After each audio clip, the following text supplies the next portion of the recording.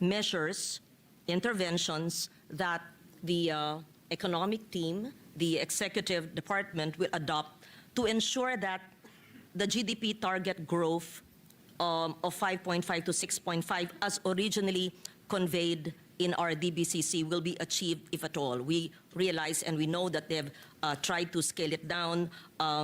We must find out, it's very challenging, almost near to impossible, that we must grow 7% in the fourth quarter to achieve the 5.5% growth rate, which was originally targeted by the end of the year. So may we just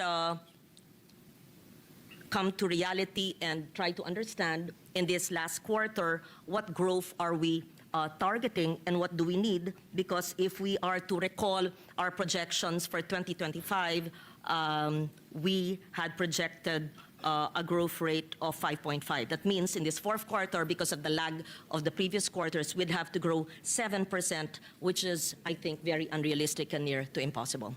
Yes. I agree, Mr. President. I think hitting 6%, even 6% for the last quarter, it's impossible already, Mr. President. To date, for the first 3 quarters, we grew at around 5%, and we're looking at hitting 5.5% by end of the year.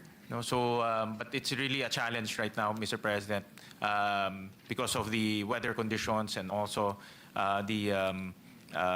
what happened in Visayas, also what the various natural disasters that we experienced, yes. Mr. President.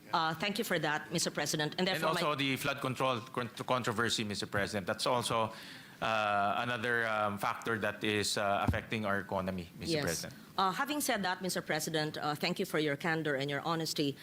May we know what the executive department is doing, the economic team, as interventions and measures to be able to grow our economy, although we know that the 7% is unachievable? Mr. President, Secretary Recto mentioned that they're spending as programmed this year. And of course, they're doing catch-up programs also to spend as fast as they can before the end of the year, because government spending is one of the big contributors to our economy, Mr. President. To regain back confidence, we will be... Yes, may we know what kind of government spending? Is it spending on infrastructure, and what kind of infrastructure, Mr. President?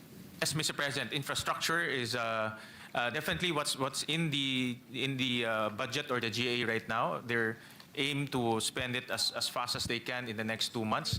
So infrastructures, repair, rehabilitation, classrooms, everything in the GAA, Mr. President. So at the same time, they're also ramping up spending on the other programs in the government. So meaning, Mr. President, they will drive the economic growth through efficient spending of resources in the last 2 months of the year, Mr. President. And of course, the biggest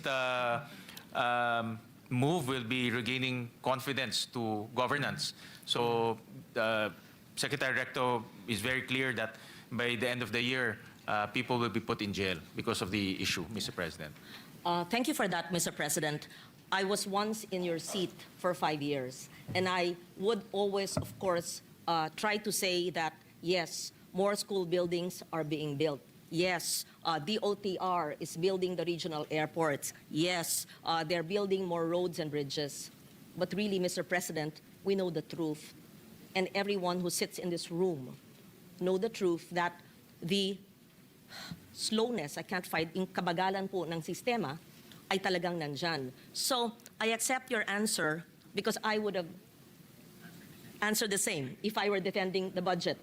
And our colleagues beside you in the executive would say the same. But when we speak to each other at the back, I see Senator Recto nodding, he would say, ang bagal talaga. I don't have to put into the record our frustration in our committee hearings. Senator Bam, in his frustration, saw how slow, almost nil, was the construction of classrooms. We know how probably frustrated the DBM secretary is because they thought by ramping up infrastructure spending, it would lead to a greater robust economy, but it did not happen. So may we know how are we supposed to believe your answer, Mr. President, which I would have said myself. That's an excellent question, Mr. President. In Yes. fact, when we were consolidating the budget, we were surprised that, for example, HFEP, yung Health Facilities and Enhancement Fund, we were surprised that to date, zero pa ho ang na-allocate doon sa pondo na about 40? Tama po kayo. About Yun po 14 ang ibig billion. kong sabihin na gusto kong Mr. marinig. President, in terms of classroom, 22 pa lang ang nako-construct. In terms of health facilities, zero pa ho ang nako-construct. And end of the year na ho ngayon. No, so it's really, the spending is very dismal. And one of the things that we noticed, alam niyo ho to, Mr. President, Senator Lauren, is all the construction are centralized to DPWH. No? Naka-centralize ho yan sa DPWH. So, yung transfer lang ho ng pondo, the transfer from DepEd to DPWH already takes about 6 to 8 months.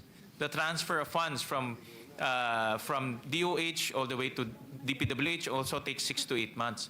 So, in this budget, we are liberalizing the construction of those facilities. I'll give you an example. In DepEd, we introduced a special provision wherein DepEd can now tap the private sector, the LGUs doing counterpart. They can also do PPPs to construct classrooms. The same with HFEP. The DOH can download funds to the LGU so that the LGUs can also construct. Yung TICAS naman, yung mga construction ng mga kampo ho natin, we gave it back to the Department of the DND, the Department of National Defense, so that they can do the construction on their own. So it's not centralized anymore. We liberalized the construction so that everyone can construct all at the same time. Yes. Thank you for that answer and appreciate the Chair's intervention in the implementation of the budget, which will be contained in the GAA of 2026. However, my question earlier was, how are we going to increase spending and reach the highest possible growth rate para makahabol po sa susunod na kulang-kulang na 2 buwan na lang kung ang bagal nga ng pagpatupad ng mga proyekto sa lahat ng ahensya ng gobyerno. And I don't say this just for this year or last year or this administration. It's been like this for decades, Mr. President. Ang bagal-bagal ng whether it's education or health or infrastructure in the PWH, it's dismally low. So what kind of measures, interventions is the executive economic team doing to utilize the resources efficiently and effectively, Mr. Chair? Another intervention, Mr. President, that ano na ito, no? Nagawa na? Ito, sir, nasa kanila na yung Yeah. pera. So, kailangan maubos nila. Yeah. So the DBM already downloaded 1.3 trillion pesos to various agencies. So in other words, nasa agencies na ho yung pera, no, for the last quarter. So it's really, in other words, there's no more time lag insofar as documentation is concerned because the money is now in the hands of the agencies. And the agencies' job now for the next 2 months is to spend. No? Spend. Wisely. Yung paggagawin nila. Yes. Wisely, of course. No? Yes.